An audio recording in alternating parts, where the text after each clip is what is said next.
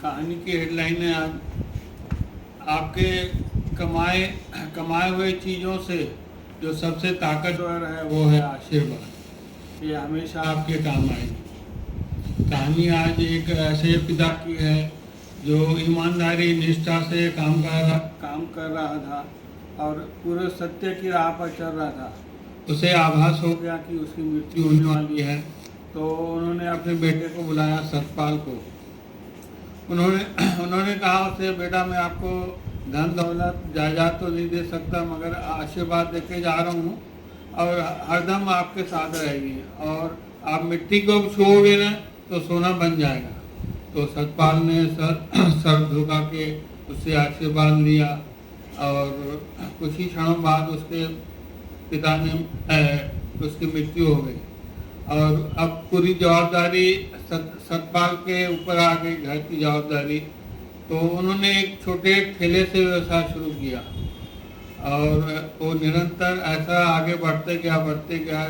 छोटी ठेले से छोटी दुकान, फिर बड़ी दुकान से कारखाना, फैक्ट्रियाँ, देश विदेश में बिजनेस काफ़ी मतलब आगे बढ़ गया। हर समाज में, हर मतलब जहाँ भी उसका नाम, हर जगह उसका नाम हो गया। जहाँ भी वो जाता ना तो यही चर्चा करता कि ये मेरे पिताजी का आशीर्वाद है। लोग उसका मजाक उड़ाते। तो एक दिन उसका दोस्त आया तो बोले, ये कैसे चमत्कार हुआ? बोले उस सब मेरे पिताजी का आशीर्वाद है। बोले अगर तुम्हारे पिताजी इतना ताकतवर थे तो खुद क्यों नहीं किए इतना बिजनेस? तो बोले मैं उसकी ताकत की बात नहीं कर रहा हूँ, उसकी आशीर्वाद की बात कर रहा हूँ, जो उन्होंने मुझे आशीर्वाद दिया है। और उन्होंने कहा है मैं मिट्टी को अगर छू लूँ तो सोना बन जाएगा। और वैसे हकीकत में होता है मेरे साथ, अगर मैं मिट्टी को छूता हूँ तो सोना हो जाता है। बोला अगर विश्वास है तो ऐसा कोई काम करके दिखाओ जिसमें आपको लगे कि नुकसान सुनिश्चित है, और उसमें अगर देखते हैं तुम्हारे पिताजी का आशीर्वाद काम आ रहा है कि नहीं है। बोले बताओ भाई क्या।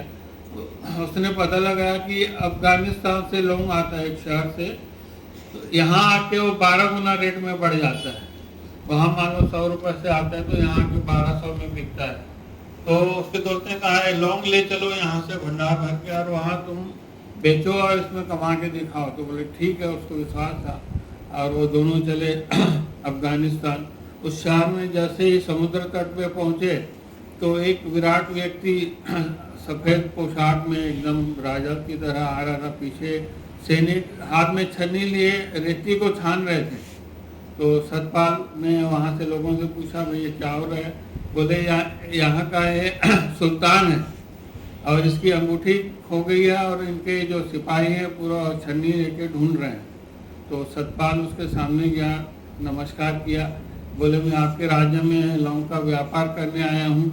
तो सुल्तान मुस्कुराया, बोले तुम क्या साबित करना चाहते हो लौंग का व्यापार करके? लौंग तो यहाँ का पैदावार है, तो तुमको तो नुकसान ही होगा।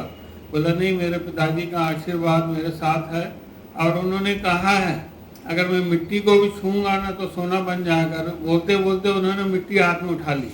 जैसे ही हाथ में मिट्टी उठाई तो उसमें सुल्तान की अंगूठी थी। सुल्तान देख के खुश हो गया। तो सतपाल ने पूछा कि ये अंगूठी आपकी इतनी कीमती थी क्या?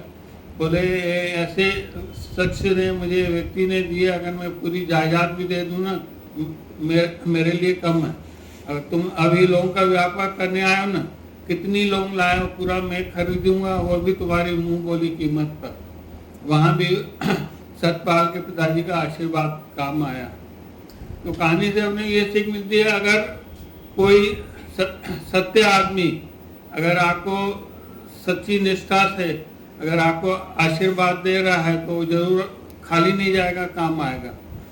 कई लोग आशीर्वाद पर विश्वास नहीं करते।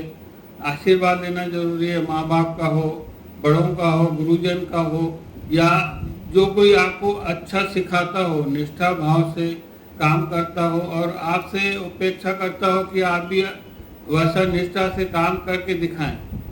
वैसा अगर काम करेंगे, उनका दिल से आशीर्वाद निकलेगा, और कुछ काम आए ना आए आशीर्वाद जरूर काम आएगा। धन्यवाद।